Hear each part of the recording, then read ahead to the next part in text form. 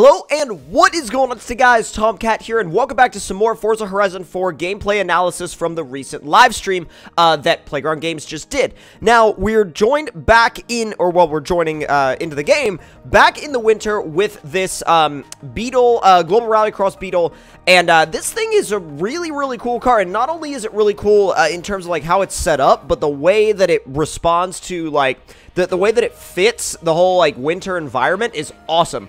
And I'm just gonna reiterate the fact that the quarry looks so different now that, like, I mean, and I know you guys probably saw in my previous video that I did in regards to my analysis of the stream, but the winter really affects this quarry in so many different ways that, honestly, you would, if you didn't know, you would feel like you were on a different map. And I think that's what that's what they're trying to push, is that feeling of being on a different map. And honestly, there's so many different things, like, there's so many different changes to the environment as a whole that I think that they've done a really good job with it. Now, this particular part of the stream, they wanted to talk about the menus and the way the menus flowed and things like that. And to be honest, I think they've done an awesome job so far from what I can see with the menus. And then here, what they're calling the white space, which is this space between races and, like, when you finish a race and stuff like that, and how it highlights your car as it goes by.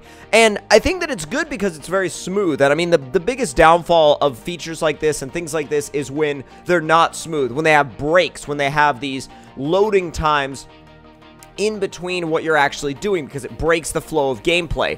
And so far from what I've seen from Horizon 4's gameplay, there doesn't seem to be any break in flow from pretty much any part of the game. I think that that's a major thing that we have to hit on here, is the fact that I haven't seen any major break in flow between, you know, going into the menu, going into a race, going into or out of a race, I should say.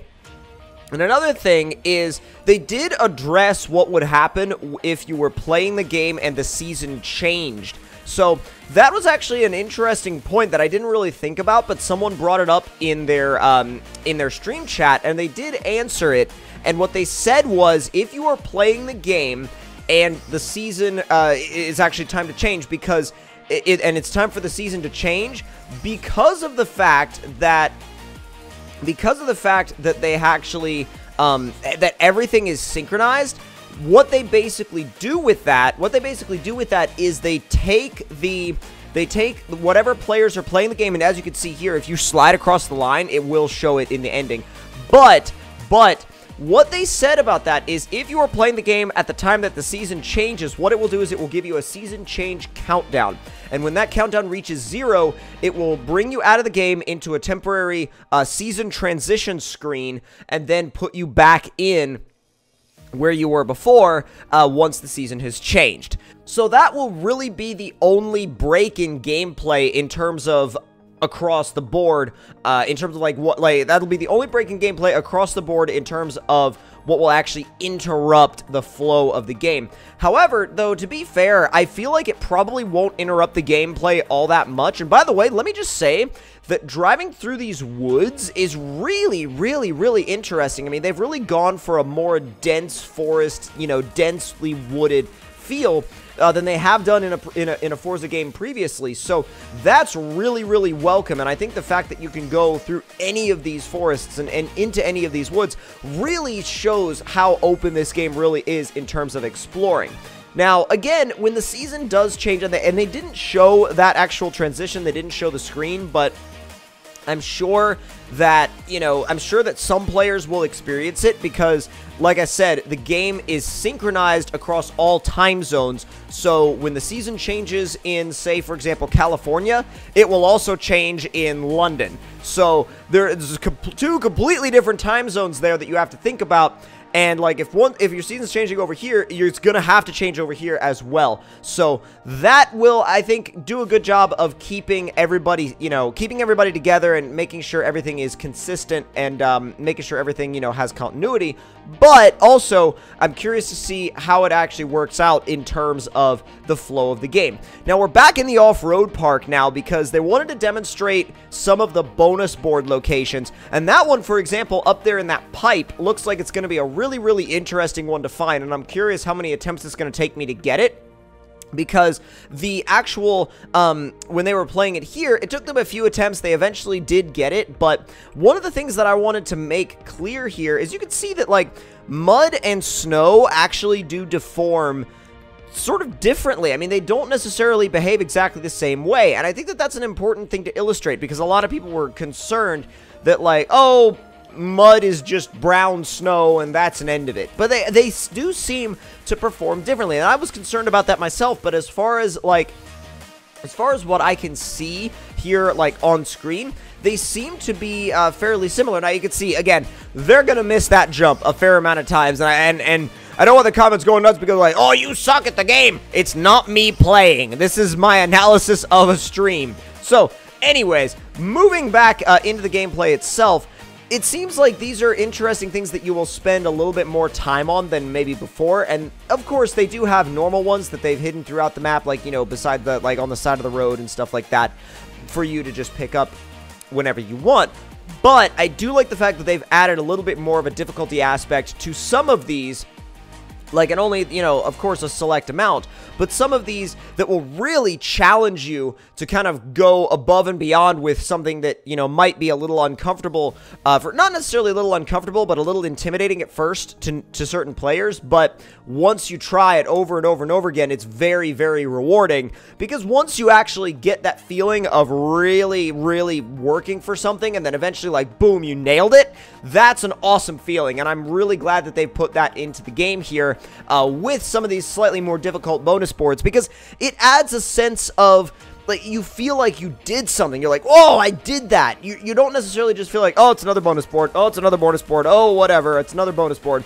But that actually, like I said, I think it adds a certain degree of, like, it adds this degree of, like, feeling like you really did something, feeling like you went that little bit extra mile just to get it done, and that's important. I think it's really important, and boom, he got it. So they're honestly, like, I think they're going to be a really fun challenge, and I think they're going to be something that we'll all enjoy doing. I know I'll enjoy messing with those, but that's definitely something that I can see being a big thing, especially if we're, like, you know, just playing around, you know, roaming around with friends, and, like, oh, there's a bonus board over there, boom, let's all try to get it, boom, let's all try to get it. So there's also a danger sign jump over here that they're going to attempt in a little bit in the Hoonicorn, which we're actually going to get to see gameplay of the Hoonicorn here in the off-road park in the snow. And you can see actually that the mud is frozen over and actually iced over to where the snow actually kind of crusts up onto the mud, which is really, really, really cool. Really, really great artwork that they've done here. I'm constantly blown away by the attention to detail of this artwork, and it's really, really, really impressive. There's not much more I can say about it other than the fact that it is really, really impressive, and I love, love, love, love what they've done with the winter and the mud and the snow, and, like, the combination of the two. I also like how not everything is frozen over, right? You know, you have some water, like right there what we just drove over, that is frozen over, and then we also have other areas in the off-road park that isn't quite frozen over, and I like how they've not only done that with the areas of the map that are warmer, but also deeper water. Like, shallower water has a much higher tendency to freeze over than deeper water, obviously, just because of the fact that, like, you know, it's a lot easier to freeze, you know, a little bit of water than it is, like, a massive pool of it. But we're going to go ahead and switch over to the Hoonicorn now. Now, the Hoonicorn itself is obviously an absolutely mental car, and I wish I could let you guys hear it, but instead of, see, the thing is, the way the audio is balanced in this stream, you heard a lot more of their voices than the gameplay, so I had to kind of make a decision on what I wanted to have you guys hear, because I didn't want to have, like, I didn't want to have this weird balance with their voices as they were commentating the stream. So basically that's what we're going to have to deal with for now. Of course, if there's any trailers or other gameplay that they release, of course that will have sound, but that is just, like, something that you kind of have to deal with sometimes with these streams. But anyways, they're actually trying to get one of the bonus boards over there on top of those pipes, and it's, like, it's so out of the way, and it's, like, way way over there, and honestly, this is going to be one that I think everybody will be trying for a while. Right there, they could have had it, they just had a little bit too much speed, so I think this is going to be one of those things where, and by the way, let me just say how beautiful, how absolutely gorgeous this place looks at night in the snow with all those lights. I mean, it's so gorgeous, and I think, again, every time I see this game, the visuals just blow me away. They just absolutely blow me away, and I can't get enough of how this game looks. They really have not only, like, evolved the series, but they've overhauled it, and they've overhauled it to a point where there's not really, there's, like, it makes you wonder where they're going next, you know? I mean, I know the game's not out, not even out yet, which just kind of makes it premature to ask questions like that, but they could have had it again, but they had a little bit too much speed, so... But the thing is, when they try to do it, like, when they try to do it a little bit slower, they end up, like, just hitting the pipes. So, it makes you realize that the speed tolerance for that is, like, this wide. And so, it really makes you think, like, wow, that looks actually really challenging.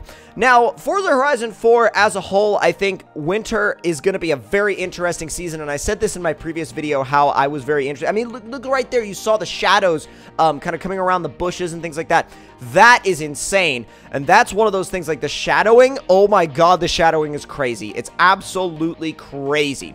So there's so many different aspects of this game that make me feel like, and see, they tried a little bit less speed and they were on target but hit the pipes. So many different aspects of this game that make me excited, but I think one of the biggest things is the fact that I've now been really turned around on my opinion of winter as a whole. Like, my opinion of winter as a whole in this game has been kind of flipped upside down, because honestly, you don't really ever think, like, you're just like, oh, it's just gonna be snow and that's it. But no, there's so much more to it than that, and I think at the end of the day, it's a much deeper season than a lot of people give it credit for, and of course, the fact that you have full freedom still to do whatever you want in Forza. I mean, you could still go drive on dry roads if you want. I mean, that completely eliminates any and all of the concerns I had about winter anyway. So, and that honestly eliminates all the concerns that people had on Reddit about winter anyway. So, you're still pretty much able to do anything that you want, like, you know, of course, there's going to be a couple of things you won't be able to do. I mean, you won't be able to drive into the lake.